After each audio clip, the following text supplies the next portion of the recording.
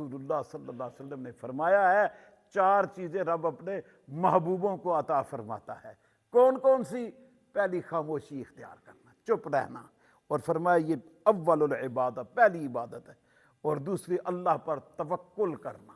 और तीसरी, आजिज़ी इनकिसारी इख्तियार करना। चौथी, ज़ुहद फिर दुनिया, तर्क दुनिया इख्तियार कर लेना, तर्क दुनिया इख्तियार कर लेना। बस ये चारों नेमतें जिस बंदे को मुयस्सर हो जाएं, वो बंदा अल्लाह का महबूब होता है। अल्लाह पाक हमें अपना महबूब बना ले और हमें रब का महबूब बनने की तौफीक मिल जाए। हम रब से मोहब्बत करें, रब हमसे मोहब्बत करे।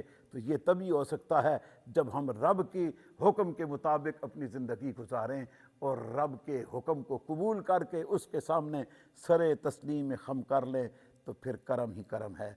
अल्लाह करीम मुझे आपको अमल